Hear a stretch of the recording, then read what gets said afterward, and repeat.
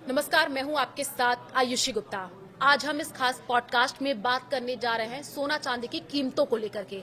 आखिर आने वाले दिनों में कितना और गिरेगा सोना चांदी? क्या ये सही समय है इन्वेस्टमेंट करने का? किस पर आप निवेश कर सकते हैं? इस पूरे में हम चर्चा में बातचीत करने के लिए हमारे साथ हैं मार्केट एक्सपर्ट अनुज गुप्ता जी। आपका बहुत बहुत स्वागत है। अनुज जी, सबसे पहला सवाल सोना चांदी को लेकर के मेरा यही रहेगा कि अभी लेटेस्ट रेट क्या है, क्योंकि कल जो अपडेट आई थी चांदी क्रैश हो गई थी, सोना की दाम में भी गिरावट देखने को मिला था। आखिर ये हो क्यों रहा है और क्या आने वाले दिनों में और गिरावट हो सकती है? देखिए, पहले मैं अपडेट दे दूं। कल गोल्ड ने इंटरनेशनल मार्केट में $4100 के नीचे करीबन $4099 का लो बनाया था और डोमेस्टिक मार्केट में 1,29,000 के लो बनाए थे। वही चांदी ने कल 2 लाख का लेवल तोड़ा था और 1,99,700 का लो बनाया था। तो कल बहुत बड़ी गिरावट हमने देखी थी और आज अगर हम देखें तो चांदी और गोल्ड दोनों वहां से रिकवर होते हुए दिखाई दिए हैं। अगर हम देखें तो करंटली कल के हिसाब से अगर हम लो से लगाएं तो करीबन चांदी इस टाइम पे 25,000 रुपए महंगी चल रही है, करीबन 2,25,000 के आसपास है और गोल्ड का भाव भी करीबन 1,34,000 के आसपास ट्रेड कर रहा है। तो दोनों के अंदर ही कल अपने निचले स्तरों से रिकवरी हमने देखने को मिली है। हालांकि कल जैसे ही ट्रम्प साहब का ट्वीट आया कि भाई वो आगे वॉर खत्म करेंगे 5 दिन के लिए, तो उसके बाद हमने रिकवरी आते हुए देखी। तो कल हमने सभी एसेट क्लास में रिकवरी देखी, चाहे वो गोल्ड सिल्वर हो, चाहे वो इक्विटी हो, इवन सभी के अंदर हमने कल रिकवरी आते हुए देखी। और आज अगर हम देखें तो दोबारा से ईरान की तरफ से भी ट्वीट आया है कि वो यूएस से बात करने के लिए राजी हैं। तो ये जो अब सिचुएशन है वो युद्ध विराम होती हुई दिख रही है। तो ऐसे में हमने देखा कि जो पहले चीजें गिर रही थी वो ये पॉजिटिव होते ही वापस बढ़ना चालू हो गई। बिल्कुल, क्योंकि अलेक्जेंडर पर ट्रंप ने ये कहा था कि ईरान के किसी भी पावर प्लांट पर वो 5 दिनों तक हमला नहीं करेंगे और उसके बाद से ही आप देखिए लगातार कई तरीके के बयान भी आना शुरू हो गए थे कि इस बयान के बाद क्या ईरान इजराइल में जंग रुक जाएगी। और कहा यह भी जा रहा था ना तो ये फुल सीज फायर है, ना ही अभी जो है पूरी तरीके से जंग पर रोक लगी है। तो इसको लेकर के भी कई तरीके के बयान सामने आ रहे थे। लेकिन सोना चांदी की अगर हम बात करें तो बताइएगा कि कैसे इन्वेस्टमेंट करें और कौन से भी चीजों पे इन्वेस्ट करें जो कि आने वाले टाइम के लिए, फ्यूचर के लिए बहुत सही रहे। देखिए, जहां तक अगर हम पहले वॉर की अगर बात करें तो देखिए दोनों के ऊपर ही इस टाइम पे विश्वास करना बड़ा मुश्किल है, क्योंकि दोनों ही चाह रहे हैं कि दोनों जो है बैकफुट पर आ जाएं और यहाँ पर दोनों ही बैकफुट पे आना नहीं चाह रहे हैं। तो यहाँ पर यूएस दिखा रहा है कि भाई ईरान बैकफुट पे चले जाए, वो वॉर खत्म कर दे, या ईरान जो है वो बैकफुट पे चले जाए और यूएस जो है वॉर खत्म कर दे। तो यहाँ पर दोनों ही अपनी बातों पर अड़े हुए हैं। तो लगता है कि कहीं ना कहीं हो सकता है कि ये भी फिलहाल सीज फायर टाइप से है, बट आगे एस्केलेट हो सकता है। बट हाँ, अगर ये सीज फायर होता है तो ये मार्केट के लिए पॉजिटिव होगा, क्योंकि हमने देखा कि ये सीज फायर होते ही क्रूड के भावों में हमने बड़ी गिरावट आते हुए देखी। तो अगर ये सीज फायर होता है, वॉर खत्म होती है, तो डेफिनेटली जो क्रूड सबसे बड़ा एक क्वेश्चनेबल बना हुआ है, क्रूड की जो सप्लाईज हैं, क्रूड के जो भाव है, वो वहां पर कंट्रोल होते हुए दिखाई देंगे और उससे हम देखेंगे कि जो बाकी चीजें नीचे गिर रही थी वो वहां पर सपोर्ट लेती हुई नजर आएंगी। अच्छा, एक और बहुत सारी जो प्रतिक्रियाएं हैं, कुछ लोग कह रहे हैं क्या सच में सेंट्रल बैंक अपना सोना बेच रहा है, ऐसी भी जानकारी है और इसका क्या असर पड़ेगा?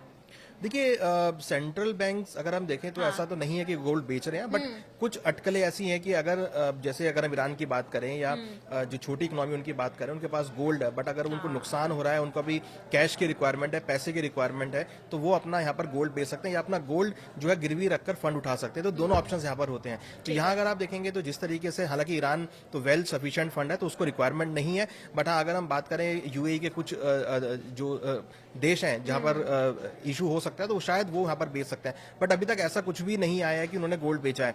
अगर उनको रिक्वायरमेंट होगी तो गोल्ड को गिरवी भी रख सकते हैं। तो मुझे लगता है कि मगर ये एक ऑप्शन है कि अगर कुछ ऐसा होता है तो वो बेच भी सकते हैं। अच्छा, एक और कयास, क्योंकि आप देखिए अप्रैल के अगर महीने की बात कर ले तो वेडिंग सीजन भी शुरू होने वाला है, मार्च का महीना चल रहा है। तो लोग यही जानना चाहते हैं। कल भी मैं लाइव कर रही थी, लोगों के साथ जुड़ी थी, तो लोगों का ये कहना है क्या सोना चांदी इससे भी और ज्यादा कम हो सकता है? क्या आने वाले टाइम में वेडिंग है तो बढ़ भी सकता है? देखिए, अगर हम बात करें, एक तो फाइनेंशियल ईयर की क्लोजिंग है, अगर हम देखें तो यहाँ पे जनरली लोग बुक्स अपनी क्लोज करते हैं, तो उसका इम्पैक्ट हम यहाँ पे देख रहे हैं। मगर आपने बिल्कुल ठीक कहा कि जो आगे मैरिज सीजन है, प्लस अगर हम बात करें तो आगे अक्षय तृतीया का भी सीजन आने वाला है, तो ऐसे में आपको खरीदारी देखने को मिलेगी। तो डेफिनेटली जो ये भाव लोअर लेवल आए हैं, इसका जरूर जो ग्राहक हैं वो इसका फायदा उठाते हुए नजर आएंगे और आपको निचले स्तरों पर खरीदारी भी देखने को मिलेगी। और हम देख भी रहे हैं, जैसे कल भाव काफी टूटे थे तो वहां से बहुत जल्दी से रिकवरी भी बहुत तेज देखने को मिली। और हम हमेशा कहते हैं कि जब भी गोल्ड सिल्वर के भाव गिरते हैं हैं तो रिकवरी बहुत फास्ट होती है, क्योंकि वहां पर जो खरीदार हैं, जो लोग पहले रैली में मिस आउट हो गए थे, वो वहां पर खरीदारी करना चालू करते। तो हमने कल वही देखा कि जो भाव 2 लाख के नीचे गए थे, वहां से महज 15 मिनट में बहुत तेजी से रिकवरी हमने सिल्वर में आती हुई देखी। तो जितना भाव नीचे टूटते हैं उतनी स्पीड से रिकवरी भी करते हैं। अब बात क्रूड ऑयल की भी कर लेते हैं, क्योंकि कच्चा तेल और मजबूत जो डॉलर है, क्या सोने चांदी को और भी ये कैसे गिरा रहे हैं, इसको लेकर के भी थोड़ा सा स्पष्ट कीजिएगा, क्योंकि क्रूड ऑयल की भी अब बहुत ज्यादा बात हो रही है। देखिए, बिल्कुल आपने ठीक कहा कि क्रूड जो है कहीं ना कहीं एक सेलिंग प्रेशर एक्टिवेट करते हैं, क्योंकि क्रूड की वजह से क्या होता है कि इन्फ्लेशन बहुत बढ़ जाता है। हमने देखा क्रूड के भाव अभी 2 महीने पहले $60 के आसपास थे, अब करीबन $110-112 के आसपास हैं। तो जो इन्फ्लेशन है वो यहाँ पर बढ़ना स्टार्ट हो जाता है, और ऐसे में जो सेंट्रल बैंक्स होते हैं वो अपनी मॉनेटरी टाइटनिंग करते हैं, वो इंटरेस्ट रेट बढ़ाने में विश्वास रखते हैं। यहाँ अगर हम देखें तो बैंक ऑफ जापान ने भी कह दिया कि वो आने वाले 1 महीने में अगर इन्फ्लेशन कंट्रोल नहीं हुआ तो इंटरेस्ट रेट बढ़ा देंगे। तो अगर सेंट्रल बैंक ने इंटरेस्ट रेट बढ़ा दिए तो कहीं ना कहीं लोगों जो है उनकी जेब से पैसा निकलता हुआ नजर आएगा, और वो फिर शायद एसेट क्लास में ज्यादा ना जाते हुए दिखाई दे। तो उसकी वजह से हम देखते हैं कि जनरली जब इंटरेस्ट रेट बढ़ते हैं तो गोल्ड सिल्वर के भावों में गिरावट देखने को मिलती है। अगर हमने देखा था लास्ट ईयर इंटरेस्ट रेट बहुत सारे कट हुए थे, जिसकी वजह से गोल्ड सिल्वर को सपोर्ट मिला। तो अगर इंटरेस्ट रेट बढ़ेंगे, मॉनेटरी टाइटनिंग होगी, तो लोग केवल सर्वाइवल में के लिए रहेंगे, वो एक्स्ट्रा जो है सेविंग नहीं कर पाएंगे। तो ऐसे में गोल्ड सिल्वर के भाव नीचे गिरते हैं। तो अगर हम देखें तो क्रूड के भाव बढ़ने की वजह से इन्फ्लेशन बढ़ता है और मॉनेटरी टाइटनिंग होगी, तो उसकी वजह से गोल्ड सिल्वर के भाव में गिरावट देखने को मिलेगी। अनुज जी, एक और सवाल आपसे लेना चाहूंगी, क्योंकि इससे पहले भी हमने पॉडकास्ट किया था जिस समय सोना चांदी का भाव बहुत ज्यादा था, और उस समय हम डिस्कस कर रहे थे कि क्या सोना चांदी पर इन्वेस्ट कर देना चाहिए। अगर मान लीजिए जब सोना चांदी इतनी तेजी से बढ़ रहा था, उस वक्त लोगों ने सोना चांदी खरीद लिया, उनको क्या करना चाहिए अब? देखिए, अब यहाँ पे 2 चीज़ें हैं। अगर किसी ने ट्रेडिंग या शॉर्ट टर्म पर्सपेक्टिव से लिया है तो वहाँ पर उसको नुकसान हो सकता है, बट जिन्होंने इन्वेस्टमेंट के पर्सपेक्टिव से लिया है और उनका व्यू 3 से 5 साल का अगर वो लेके चल रहे हैं, तो मुझे लगता है कि उनको होल्ड करना चाहिए, घबराना नहीं चाहिए। क्योंकि देखिए, पिछले साल और पिछले 2-3 सालों में हमने काफ़ी अच्छी रिटर्न गोल्ड में आती हुई देखी है। तो शायद ऐसा आपको मोमेंटम यहाँ देखने को ना मिले। ये यहाँ पर आप वो हो सकता है कि यहाँ पर टाइम लेता हुआ नजर आए। तो अगर उनका व्यू 3 से 5 साल का है तो उनको होल्ड करना चाहिए। और जो निचले लेवल आए हैं, ये भी अच्छे मौके जहां पर वो अपने पोर्टफोलियो में ऐड कर सकते हैं। और हमारा मानना है कि एक आदमी को, एक इन्वेस्टर को अपने पोर्टफोलियो में 15 से 20% गोल्ड रखना चाहिए। अगर उन्होंने 15 से 20% गोल्ड ऐड कर रखा है तो मुझे लगता है उनको घबराने की जरूरत नहीं है। शेयर बाजार की भी बात कर लेते हैं, क्योंकि वो भी लगातार क्रैश होता हुआ नजर आ रहा है। तो आपको क्या लगता है कि अब उनको क्या करना चाहिए, क्योंकि निवेशकों के पैसे भी इसमें उनको लगाना चाहिए, नहीं लगाना चाहिए, क्रिप्टो को लेकर के भी जरा बताइएगा। देखिए, शेयर मार्केट का जहां तक सवाल है, अगर ये वॉर रुकता है, सीज फायर होता है, तो वो ग्लोबल मार्केट के लिए पॉजिटिव होगा। उससे क्या है कि क्रूड के भाव नीचे आएंगे, क्रूड की सप्लाई चालू हो जाएगी, नेचुरल गैस की सप्लाई चालू हो जाएगी, तो कहीं ना कहीं इकोनॉमिक्स को फ्यूल मिलेगा, तो इकोनॉमी दोबारा से रन करना स्टार्ट करेंगी। तो ऐसे में इक्विटी मार्केट के लिए पॉजिटिव होता है। हमने देखा भी है पिछले 2 दिनों में जो स्टेटमेंट्स आई हैं ट्रम्प की तरफ से या ईरान की तरफ से, तो उसके बाद हमने देखा है कि इक्विटी मार्केट में काफी अच्छा जंप देखने को मिला है। खाली इंडिया में नहीं, पूरे ग्लोबल मार्केट के अंदर जंप आता हुआ दिखाई दिया है। तो वो एक पॉजिटिव पॉइंट है। वहीं अगर हम बात करें क्रिप्टो की, तो ये भी एक इन्वेस्टमेंट क्लास है, इन्वेस्टमेंट एसेट क्लास है। हालांकि इंडिया में तो रेगुलेटेड नहीं है, बट आप फॉरेन कंट्रीज में रेगुलेटेड है। तो अगर इन्वेस्टमेंट बढ़ता है या कुछ भी पॉजिटिव चीज होगी तो लोग वहां पर पैसा लगाते हुए नजर आएंगे। तो ऐसे में जो भी एसेट क्लास होती है वहां पर इन्वेस्टमेंट बढ़ता है। तो हम देख रहे हैं कि अगर ये सीज फायर होता है तो आपको इक्विटी मार्केट में बढ़त देखने को मिलेगी, जो हमने आज भी देखी है, और बाकी एसेट क्लास में भी आपको बढ़त देखने को मिलेगी। अनुज जी, क्योंकि देखिए, जब जिस तरीके से अभी ग्लोबल लेवल पर तनाव की स्थिति बनी हुई है, ईरान, इजराइल और बीच में अमेरिका भी कूद रहा है, आप देखिए, लेकिन समझना ही बेहद जरूरी हो जाता है। जब भी इस तरीके के माहौल होते हैं, तनाव की स्थिति होती है, युद्ध होता है, तो सोना चांदी का दाम तो बढ़ता चला जाता है। फिर ऐसा क्यों हो रहा है कि दाम कम होते हुए जा रहे हैं? देखिए, जनरली जो भी पीछे जियो पॉलिटिकल कंसर्न्स हुए थे, उसमें हमने देखा था कि जो इन्फ्लेशन था वो इतना इंक्रीज नहीं हुआ था। यहाँ पे क्रूड के प्राइस ऑलमोस्ट करीबन 100% ऑलमोस्ट बढ़ गए हैं, 60 से लेकर। सामने फीका हो रहा है सोना चांदी। यस, बिल्कुल क्रूड की वजह से इन्फ्लेशन बढ़ गया है, और ऐसे में जो सेंट्रल बैंक्स हैं उनको यहाँ पर मॉनेटरी टाइटनिंग करनी पड़ रही है। तो वो कहीं ना कहीं एक क्वेश्चन मार्क क्रिएट कर रहा है कि गोल्ड, अगर इंटरेस्ट रेट बढ़ते हैं तो लोग सारा पैसा अपना बैंक्स में रखेंगे, क्योंकि वहां पर उनको अच्छा रिटर्न मिलेगा। तो उसकी वजह से क्या है कि लोग गोल्ड से पैसा निकालकर बैंक में पैसा डालेंगे। तो ये बेसिकली एक सेंट्रल बैंक्स की तरफ से स्टेप होता है इन्फ्लेशन को कंट्रोल करने के लिए। क्योंकि ये भारी गिरावट हो रही है, और लगातार हम बात करें युद्ध की भी, हमने इस पर यहाँ पर डिस्कस किया। तो बताइए, इसमें कौन कौन से जो देश है वो मुख्य तौर से भूमिका निभा रहे हैं गिरावट के पीछे की वजह? देखिए, ये तो आप देखिए कि पूरा मिडल ईस्ट ही है। यूएस है, ईरान है, इजराइल है, और पूरा मिडल ईस्ट है जो इसकी चपेट में आया हुआ है। इनफैक्ट अगर आप देखेंगे तो इनडायरेक्टली इंडिया भी है, क्योंकि इंडिया के पास अगर आप देखेंगे तो शिपमेंट्स नहीं आ रहे हैं क्रूड के, नेचुरल गैस के शिपमेंट्स नहीं आ रहे हैं, तो वो कहीं ना कहीं उसका जो खामियाजा है वो भुगतना पड़ रहा है। प्लस अगर आप देखेंगे तो चाइना भी इसमें है, अगर आप देखेंगे तो कहीं ना कहीं जापान भी इसकी चपेट में आता हुआ दिख रहा है, क्योंकि देखिए जो फ्यूल की सप्लाई है वो पूरे विश्व में जाती है, और अगर ये फ्यूल की सप्लाई रुक रही है तो इसमें सभी देश, क्योंकि फ्यूल हर देश यूज करता है, और ये जो प्राइस बढ़े हैं क्रूड के, इससे पूरा वर्ल्ड इफेक्टेड है। ऐसा नहीं कि कोई सा कंट्री इफेक्टेड ना हो, पूरा वर्ल्ड इससे इफेक्ट हुआ है। मगर ये अगर हम देखें तो ये बेसिकली यूएस, ईरान, इजराइल और मिडल ईस्ट के एरिया में होता हुआ दिख रहा है, क्योंकि स्ट्रेट ऑफ हॉर्मुज आप देखें जिस तरीके से बंद हुआ, तो हमने देखा किस तरीके से जो वहां से सप्लाई नहीं हो पा रही थी, परेशान होते हुए। भारत में भी इसकी कमी देखने को मिली। अभी भी देखिए लोग थोड़े बहुत परेशान होते हुए तो नजर आ ही रहे हैं, क्योंकि सही समय पर उनको गैस नहीं मिल रहा है। और भारत में क्या आने वाले दिनों में और भी ज्यादा हम कह सकते हैं परेशानी बढ़ सकती है। आप देख लीजिए, कहा यह भी जा रहा था कि खाद पर भी संकट आ सकता है, किसानों के लिए भी जो आने वाले दिनों में चिंता हो सकती है। पानी को लेकर के भी कहा जा रहा था, इस ऐसे भी कई तरीके की प्रतिक्रिया आ रही थी, तो आपसे समझना चाहेंगे। देखिए ऐसा नहीं लग रहा है कि कोई ऐसा बड़ा इशू होता हुआ दिखाई देगा, क्योंकि देखिए हमारे ईरान के साथ बहुत अच्छे संबंध हैं, और हम देख रहे हैं कि ईरान धीरे धीरे करके जो शिपमेंट्स है वो हमारी शिपमेंट हमारी तरफ आती हुई दिख रही हैं, और शिपमेंट्स को छोड़ रहा है वो, तो उससे सप्लाई जो है वो कंटिन्यू रहेंगी। तो मुझे नहीं लगता कि ऐसा कोई बड़ा यहाँ पर इशू आता हुआ दिखाई देगा। देखिए जहां तक सवाल है पानी का, क्योंकि पानी की बॉटल्स महंगी हुई हैं, क्योंकि जो भी चीज पेट्रोकेमिकल से बनती है वो यहाँ पर थोड़ी कॉस्टली होती हुई दिखाई दी, तो उसका इंपैक्ट हम यहाँ पे आता हुआ देख रहे हैं। बट जैसे ही हमारे पास क्रूड की सप्लाई भरपूर हो जाएगी, गैस की सप्लाई भरपूर हो जाएगी, तो फिर वापस वो कंट्रोल होती हुई दिखाई देंगी। तो अभी जो मार्केट चल रहा है, अभी जो सिनेरियो वो टोटली क्रूड की सप्लाई के ऊपर डिपेंड है। और इंडिया, क्योंकि देखिए 80% हम क्रूड इंपोर्ट करते हैं, और हमारी इकोनॉमी टोटली अभी ऑयल के ऊपर ड्रिवन है, तो जब तक ऑयल की सप्लाई में कुछ इशू रहेगा तो वो इंडिया के लिए हमेशा क्वेश्चनेबल रहेगा। तो हमें लगता है कि अभी अगर क्रूड की सप्लाई चालू हो जाती है तो इंडिया के लिए पॉजिटिव होगा। बिल्कुल, और लगातार बयान भी सामने आ रहे हैं कि आने वाले दिनों में भारत में कोई ऐसी दिक्कत होगी नहीं। लेकिन अगर हम सोना चांदी की देखिए उस पर हम चर्चा कर रहे हैं, तो सोना चांदी में क्योंकि फिजिकल लोग तो निवेश करते हैं सोना चांदी को लेकर के, जब भी दाम बढ़ते हैं तो पहले यही रहता है सोना चांदी जाकर के खरीद लूं। लेकिन निवेश के और क्या क्या सही ऑप्शन है लॉन्ग टर्म के हिसाब से, बताइएगा। देखिए अगर किसी को पोर्टफोलियो बनाना है तो एक तो ये कि मार्केट बहुत नीचे आया हुआ है, तो यहाँ पर आपको बहुत अच्छे स्टॉक्स मिल सकते हैं, काफी ऐसी स्क्रिप्ट्स मिल सकते हैं, ऐसे स्टॉक्स शेयर मिल सकते हैं जो काफी अंडर वैल्यूड हो गए हैं, जिनके फंडामेंटल बहुत स्ट्रांग है, जिनके मैनेजमेंट बहुत अच्छा है, जिनका प्रोडक्ट बहुत अच्छा है, तो ऐसे आप आइडेंटिफाई कर सकते हैं। अगर आप निफ्टी 50 के स्टॉक्स भी देखेंगे तो उसमें आपको टॉप ब्लू चिप स्टॉक्स मिलेंगे, जिसको आप आइडेंटिफाई करके इन्वेस्टमेंट कर सकते हैं। अगर किसी को पोर्टफोलियो बनाना है तो हमारी राय तो है कि आप 50% आप स्टॉक्स में डालिए, 20% आप गोल्ड सिल्वर में डालिए, और बाकी आप जो म्यूचुअल फंड या जो ट्रेडिशनल प्रोडक्ट है उसमें आप डाल सकते हैं। तो पोर्टफोलियो को अपने को आप डाइवर्सिफाई कर सकते हैं और डिफरेंट डिफरेंट एसेट क्लास में डाल सकते हैं। हमने देखा है कि जब भी पोर्टफोलियो को डाइवर्सिफाई किया गया है और जब भी अनिश्चितकालीन कुछ ऐसी घटना घटी है तो उसमें पोर्टफोलियो ने अच्छे रिटर्न्स दिए हैं। तो अपने पोर्टफोलियो का सारा पैसा एक में ना डाल के आप उसको डाइवर्सिफाई करें, क्योंकि निवेश करने के लिए जाहिर सी बात है, अगर हम आम जनता की बात कर ले तो बहुत सारे ऐसे लोग हैं कि एक साथ इन्वेस्ट नहीं कर पाते हैं सोना चांदी पर, और अभी सोना चांदी में भारी गिरावट भी देखने को मिल रही है। तो हम कह सकते हैं ईटीएफ और एसआईपी में से निवेश के लिए क्या ये बेहतर क्या है? देखिए ETF और SIP दोनों ही बेहतर ऑप्शन है। ETF में आपको बहुत अच्छे लोअर लेवल पे क्वांटिटी मिल जाती है, जैसे अगर हम गोल्ड या सिल्वर की ETF की बात करें, क्योंकि आज गोल्ड सिल्वर बहुत हायर लेवल पे चले गए हैं, तो एक रिटेल के बस की बात नहीं है लेना। बट अगर वो ETF के थ्रू लेते हैं तो वो बहुत छोटी क्वांटिटी बहुत कम रेट में ले सकते हैं, तो वो उसको SIP के फॉर्म में भी एक्यूमुलेट कर सकते हैं। वहीं SIP जो एक जरिया है इन्वेस्टमेंट करने का, अगर आपको लगता है कि आपको हर महीने कुछ कुछ अमाउंट डालना है या आपको बहुत छोटा छोटा अमाउंट डालना है, तो आप SIP के थ्रू डाल सकते हैं। तो SIP और ETF दोनों ही बेहतर ऑप्शन है। आप ETF में इन्वेस्टमेंट कर सकते हैं SIP के थ्रू। क्योंकि एसआईपी की बात हो रही है तो गिरते बाजार में आपसे समझना चाहेंगे कि एसआईपी करने का क्या फायदा है?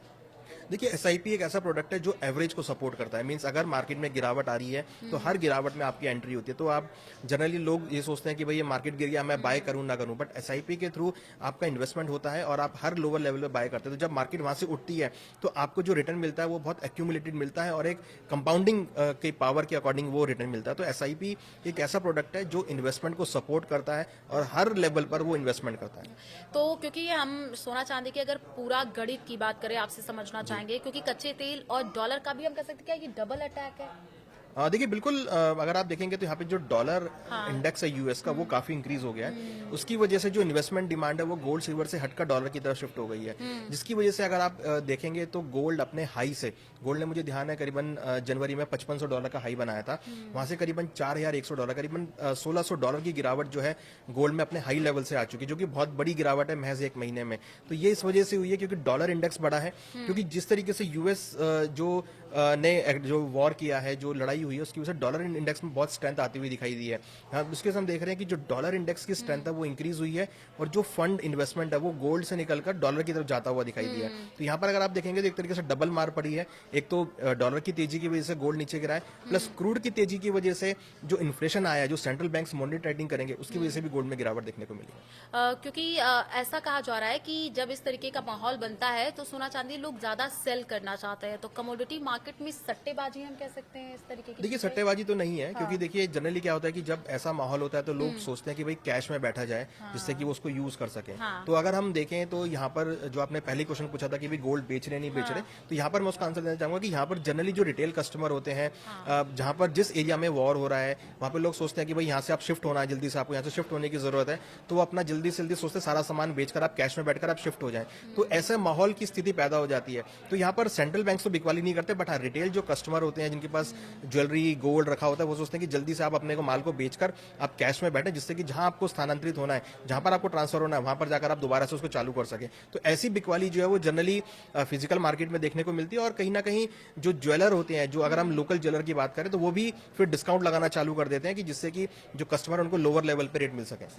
क्योंकि सोना चांदी की बात करें, उतार चढ़ाव पिछले साल से ही देखने को मिल रहा है। कई बार उतार, कई बार चढ़ाव, कई बार सोने के दाम बहुत ज्यादा बढ़ जाते हैं। चांदी जैसे कि कल हम डिस्कस भी कर रहे हैं कि क्रैश हो गया था। लेकिन और भी अगर हम मेटल की बात कर ले, कॉपर की और चीजों पे, तो कहाँ इन्वेस्ट करना चाहिए? देखिए बेस मेटल जो है वो इंडस्ट्रियल मेटल है। हाँ। अगर ये वॉर सुलझता है, देखिए सिंपल सी बात है, अगर ये वॉर खत्म होगा और अगर ये वॉर सीज फायर होता है, वॉर खत्म होता है, तो दोबारा से इंडस्ट्रीज काम करना चालू करेंगी, इंडस्ट्रियल डिमांड बढ़ेगी, इंडस्ट्रियल एक्टिविटी बढ़ेगी, इंफ्रास्ट्रक्चर में डेवलपमेंट होगा, तो आपको बेस मेटल में डिमांड देखने को मिलेगी। तो हमने कल देखा था जैसे ही ट्रम्प साहब का स्टेटमेंट आया, ईरान का स्टेटमेंट आया, तो हमने तुरंत एक बड़ा अच्छा अपसाइड मोमेंटम सभी इंडस्ट्रियल मेटल में आता हुआ देखा था। तो अगर ये वॉर खत्म होता है, अगर ये वॉर सुलझता है और एक निर्णायक मोड़ पे पहुंचता है, तो कहीं ना कहीं फिर आपको इंडस्ट्रियल मेटल में भी सपोर्ट आता हुआ दिखाई देगा। हालांकि हमारा व्यू है कि इंडस्ट्रियल मेटल बहुत अच्छे यूसेज में है, क्योंकि इंडस्ट्रियल मेटल की डिमांड बहुत बड़ी है, इंफ्रास्ट्रक्चर की डिमांड बहुत बड़ी है, इंडस्ट्रियल डिमांड बहुत बड़ी है। तो हमें लगता है कि लॉन्गर टर्म के लिए आपको इंडस्ट्रियल मेटल में भी अच्छा सपोर्ट आता हुआ दिखाई देगा। क्योंकि अगर सोना चांदी की लगातार हम उस पर डिस्कस कर रहे हैं और मार्केट की भी बात कर रहे हैं, शेयर बाजार की भी बात कर रहे हैं, तो आपसे ये जानना चाहेंगे कि क्या कुछ सावधानियां अभी लोगों को बरतने की जरूरत है? पैनिक होने की जरूरत तो जाहिर सी बात नहीं, क्योंकि अब तो सोना चांदी सस्ता ही हो रहा है, लेकिन जब महंगा हो रहा था तो लोग परेशान होते हुए नजर आ रहे थे, अच्छा खासा इन्वेस्टमेंट करते हुए दिख रहे थे। तो अभी क्या चीजें उनको समझने की जरूरत है, और क्या हम कह सकते हैं कि पूरा ये ग्लोबल लेवल पर डिपेंड कर रहा है? ट्रम्प का बयान आ रहा है तो दाम सस्ते हो रहे हैं, क्या इससे कनेक्ट कर रहे हैं? देखिए बिल्कुल, जो मार्केट अभी चल रहा है, जो मार्केट के सेंटीमेंट है वो टोटली बयानबाजी के ऊपर चल रहे हैं और इस वॉर के ऊपर। इसमें अगर ट्रम्प बयान देते हैं तो मार्केट मूव करता है, इसमें ईरान की तरफ से कोई बयान आता है तो मार्केट मूव करता है। बहुत ज्यादा अपडेट रहने की जरूरत है। देखिए अपडेट नहीं, मुझे लगता है कि अब आपको इन कुछ जो एंटिटीज उनको फॉलो करने की जरूरत है। आप ट्रम्प को फॉलो कीजिए ट्विटर पे, आप ईरान को फॉलो कीजिए ट्विटर पे, तो वो आपको अपडेट्स मिलेंगे, आप तुरंत एक्टिव कर पाएंगे। तो कहीं ना कहीं देखिए बहुत जरूरी है इस टाइम पर आपको अपडेट होना, और जो इंपॉर्टेंट लिंक्स हैं आप उस पर अगर अपडेट रहेंगे तो आपको बहुत जल्दी न्यूज मिलेगी, फिर आप उस पर डिसीजन बना सकते हैं। क्योंकि मार्केट अभी जो चल रहा है वो टोटली वॉर के ऊपर है, और वॉर के साथ जो रिलेटेड कमेंट्स हैं, जो उनके थॉट्स हैं, उसके ऊपर मार्केट ट्रेड करता हुआ नजर आ रहा है। तो अभी फिलहाल जरूरत है कि आप बहुत कॉशियस रहें और बहुत एकदम से सारा पैसा मार्केट में ना लगाएं, क्योंकि अभी मार्केट बहुत अनसर्टेन है। आपको रिक्वायरमेंट हो तो आप पैसा लगाएं, थोड़ा वेट वॉच करें। तो दूसरा देखिए फाइनेंशियल की क्लोजिंग भी है, तो थोड़ा वेट आप कर लें। मुझे लगता है कि क्योंकि देखिए यहाँ पर एक स्टेटमेंट ये भी है कि 9 अप्रैल तक वो चाह रहे हैं कि वॉर खत्म हो जाए, तो बेटर है कि आप थोड़ा वेट कर लीजिए। 9 अप्रैल तक आपको क्लैरिटी आती हुई दिखाई देगी, तब आप उसके बाद इन्वेस्टमेंट कर सकते हैं। अदरवाइज बहुत छोटा छोटा अमाउंट आप इन्वेस्टमेंट करें, एक साथ सारा पैसा ना लगाएं। कैसे छोटा छोटा अमाउंट एक बार फिर से बताइएगा कि कैसे उसको इन्वेस्ट करें? और महिलाओं की अगर हम बात कर ले तो सोना चांदी पर खास फोकस उनका रहता है, सोना चांदी खरीदना चाहती हैं, तो वो किस तरीके से इस बात को समझे कहीं और भी इन्वेस्ट कर सकते हैं? देखिए बिल्कुल इस टाइम पे सभी लोग जो लोग पीछे जो रैली थी उसमें अगर मिस आउट कर गए तो उनको लग रहा होगा कि क्योंकि गोल्ड चांदी ने 4,20,000 का हाई बनाया था और अब वो 1,99,000 का लो बनाया है उसने, तो लोगों को लग रहा है कि ऑलमोस्ट 50% से ज्यादा के भाव गिर चुके हैं अपने हाई से। तो सभी अब यहाँ पर मार्केट में आ रहे होंगे खरीदारी करने के लिए, तो मुझे लगता है कि उनको इस मौके का फायदा तो उठाना चाहिए। बट SIP के थ्रू आप ले सकते हैं, ETF के थ्रू आप ले सकते हैं, या अपने ज्वेलर से बात करके आप बहुत छोटी क्वांटिटी आप 5 ग्राम 10 ग्राम 20 ग्राम ऐसे करके आप ऐड कर सकते हैं। कहने का मतलब है कि आप एक साथ जाके सारा माल ना लें, क्योंकि आपको हो सकता है कि जो वॉलिडिटी चल रही है जिसमें कुछ और लोअर लेवल भी मिल सकते हैं, तो आपका वो लेवल मिस हो जाएगा। तो इसलिए आप ये ध्यान में रखिए कि आप अगर आपको 1 किलो चांदी लेनी है तो आप 100 ग्राम करके 10 बार लीजिए और अलग अलग लेवल पे लीजिए, तो आपको हर लेवल पर आपकी एंट्री होती हुई दिखाई देगी और आपको एक अच्छा लेवल मिलेगा। आपसे पर्सनल ओपिनियन जानना चाहेंगे क्योंकि बहुत समय से आप इस मार्केट में है, मार्केट को समझ चुके होंगे और जिस तरीके से अभी युद्ध की स्थिति लगातार मिडिल ईस्ट में बनी हुई है, तो क्या लगता है कि अगर आने वाले दिनों में ये युद्ध रुकता है तो सोना चांदी का भाव जो है वो बढ़ेगा, कम होगा? और शेयर मार्केट की भी बात बताइएगा। देखिए, वॉर अगर रुकता है तो डेफिनेटली वो पूरे ग्लोबल मार्केट के लिए पॉजिटिव होगा, तो वहाँ पर आपकी इन्वेस्टमेंट डिमांड भी बढ़ेगी, आपकी जो इंडस्ट्री है वो भी रन अप होंगी, आपकी कंपनीज का प्रोडक्शन भी बढ़ेगा, लोगों की सेविंग्स भी बढ़ेंगी और जो इन्वेस्टमेंट डिमांड है वो भी इंक्रीज होगी, तो और इंडस्ट्रियल मेटल की डिमांड भी बढ़ेगी, क्रूड के भाव नीचे आएंगे। तो ये सारी चीजें वॉर पे ऊपर डिपेंड है। अगर वॉर रुकता है तो दोबारा से हम देखेंगे कि जितनी भी एसेट क्लास जो गिरी है वॉर की वजह से, वो वापस अपनी लाइन पर आती हुई दिखाई देंगे। अच्छा, एक सोशल मीडिया पर चर्चा भी बहुत ज्यादा हो रही है, क्या लॉकडाउन लगेगा? इस तरीके की बातें लोगों की तरफ से कही जा रही है कि क्रूड ऑयल नहीं है, मान लीजिए जिस तरीके से एलपीजी को लेकर के लोगों को दिक्कतें हो रही है, सिलेंडर नहीं समय पे मिल रहा, लोग इस तरीके की प्रतिक्रिया दे रहे हैं, तो लोगों में इस तरीके की भाई अब लॉकडाउन लग जाएगा। देखिए, हमने ये तो देखा है कि कुछ होटल इंडस्ट्री में होटल्स तो बंद हुए हैं, और जो होटल्स हैं, जो रेस्टोरेंट्स हैं, वो अपने सामान्य मेन्यू पर आ गए हैं, वो बहुत बड़ा मेन्यू नहीं यूज कर रहे हैं। तो देखिए, गैस का थोड़ा सा जो अगर हम देखें तो किल्लत तो मैं कहूंगा नहीं है, बट हाँ सप्लाई जो है वो आपको टाइमली आती हुई दिखाई दे रही है मेंटेनेंस को लेकर के, क्योंकि लोगों में ये भ्रम फैल गया है कि भाई अब सिलेंडर मिल नहीं रहा है तो औने पौने दाम पे बेचे जा रहे, कालाबाजारी हो रही है। देखिए, सिलेंडर बिल्कुल मिल रहा है। अगर आप देखेंगे तो 25 दिन की बुकिंग है, जैसा कि मैंने न्यूज में पढ़ा है, मैंने सुना है कि 25 दिन की जो डिलीवरी है वो मिल रही है और बिल्कुल टाइम से मिल रही है।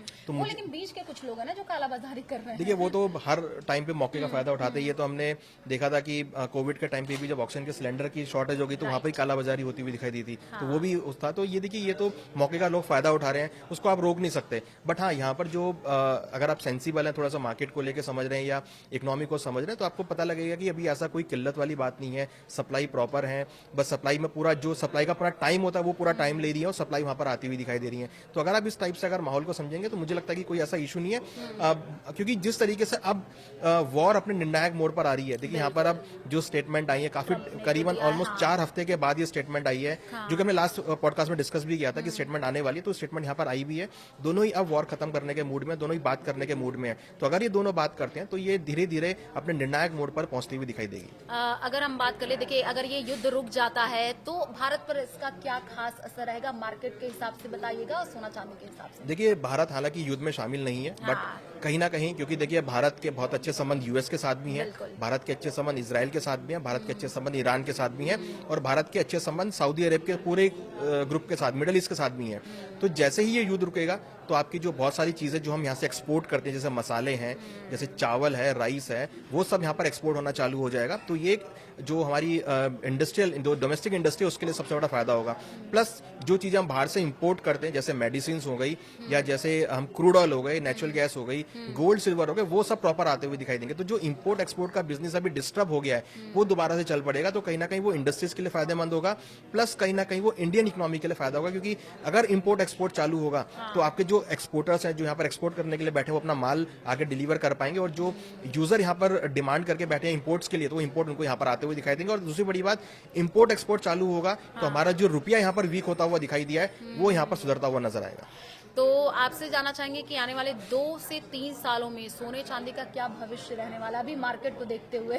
देखिए, अभी तो मैं प्रेडिक्शन नहीं कर पाऊंगा कि क्या, क्योंकि देखिए इस टाइम पे मार्केट जो है बहुत हर दिन सोना चांदी के भाव गिर बट हाँ, रहे ये आप मान के चलिए कि गोल्ड सिल्वर अगर आप 3 से 5 दिन का, अगर 3 से 5 साल का अगर आप व्यू लेके चल रहे हैं तो बहुत ऑप्टिमिस्टिक व्यू है। हमें लगता है कि जो गोल्ड सिल्वर ने अपने लेवल टेस्ट किए हैं हिस्टोरिकली, वो लेवल दोबारा से आपको आते हुए दिखाई देंगे। तो ये मुझे लगता है कि अगर आप 3 से 5 साल का व्यू लेके चल रहे हैं तो आपको देखने को मिल जाएंगे। बट ये साल थोड़ा सा मुझे लगता है कि अनसर्टेन होगा, यहाँ पर आपको काफी वॉलिडिटी जरूर देखने को मिलेगी। बट हाँ, लेवल आपको हायर भी मिलेंगे और लोअर भी मिलेंगे। जहां पर अगर आप लोअर लेवल पे खरीदारी करेंगे तो आपको हायर लेवल एग्जिट करने के लिए भी मिलेंगे। तो ये साल में आपको लगता है, मुझे लगता है कि मार्केट जो है ना काफी रेंज बाउंड मार्केट रहेगा। बट अगर आपका व्यू 3 से 5 साल का है तो आई एम श्योर कि आपको दोबारा से वो लेवल आते हुए भी दिखाई देंगे। अच्छा, क्योंकि हमने इससे पहले भी डिस्कस किया ETF और SIP को लेकर के, जरा सा इसके बारे में थोड़ा सा लोगों में बहुत ज्यादा कंफ्यूजन भी है। अगर हम देखें कई तरीके की, जब मैं बात करती हूँ फेसबुक लाइव के जरिए लोग जुड़ते हैं तो वो ये पूछना चाहते हैं कि है क्या, कैसे इन्वेस्ट करें, तो उनको जरा बताइएगा आसानी से कैसे उसके बारे में वो समझ सकते हैं। देखिए ईटीएफ एक ऐसा प्रोडक्ट है जिसको आप इलेक्ट्रॉनिक मार्केट के थ्रू या एनएससी बीएससी के थ्रू आप उसको बाय कर सकते हैं। जैसे अगर हम गोल्ड की बात करें, गोल्ड अभी करीबन 1.5 लाख रुपए पर तोला के हिसाब से, मीन्स 15,000 रुपए पर ग्राम के हिसाब से।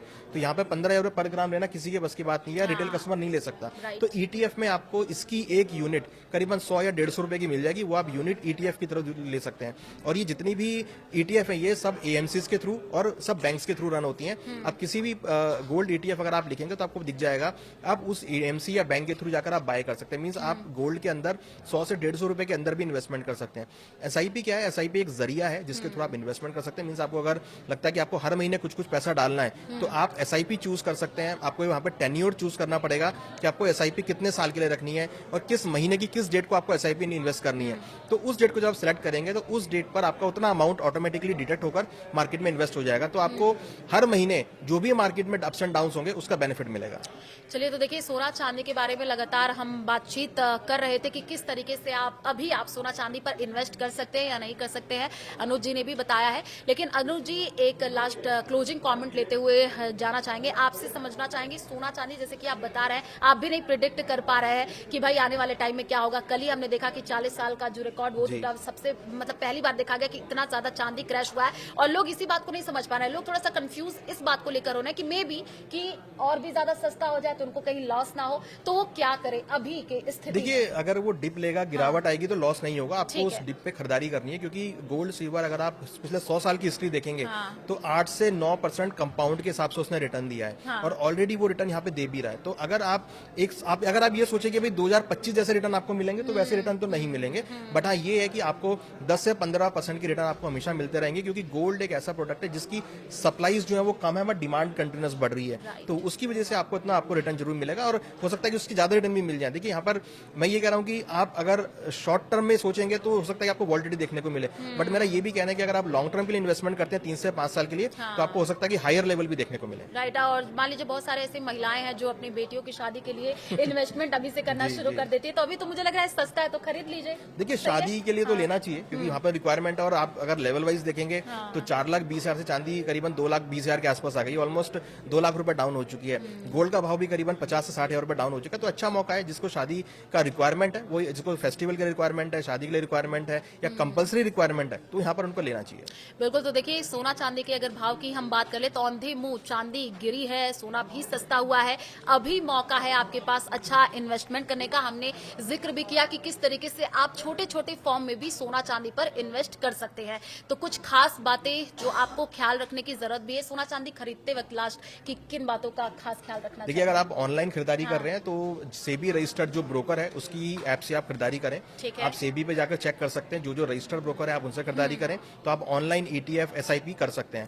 मगर अगर आप फिजिकल ले रहे हैं तो आप फिजिकल में जब भी ज्वेलर से लें उससे आप बिल लें, क्वालिटी का सर्टिफिकेट लें और जो प्राइस है उसको ऑनलाइन एक बार चेक करके जरूर जाएं कि डोमेस्टिक मार्केट में एमसीएक्स मल्टी कमोडिटी एक्सचेंज है जहां पर आपको प्राइस देखने को मिलता है, वो आप प्राइस चेक करके जाएं, जिससे कि आपको औने पौने दाम ज्वेलर ना लगाए। हाँ बिल्कुल। तो कुछ बातों का जैसे बताया अनुज जी ने, आपको खास ख्याल रखने की जरूरत है। सोना चांदी सस्ता हुआ है तो अगर आपके पास है, आप इन्वेस्ट करना चाहते हैं तो कर लीजिए। इन्होंने कहा 3 से 5 साल में अच्छा उसका रिटर्न भी मिलेगा। और हाँ कुछ बातों का आपको खास ख्याल रखना है, जैसे कि अभी ग्लोबल लेवल पर जिस तरीके से आप देखिए युद्ध छिड़ा हुआ है ईरान इजराइल में, लेकिन ट्रंप के एक बयान से हम कह सकते हैं कि पूरा मार्केट हिला है। तो उस पर भी आपको पैनी नजर बना करके रखनी है। मे भी आने वाले टाइम में सोना चांदी और भी सस्ता हो सकता है, महंगा भी हो सकता है, हम कुछ नहीं कह सकते। आपको पूरी तरीके से मार्केट पर नजर बना करके रखनी है। हमारे इस खास पॉडकास्ट में बस इतना ही। हमें दीजिए इजाजत। नमस्कार।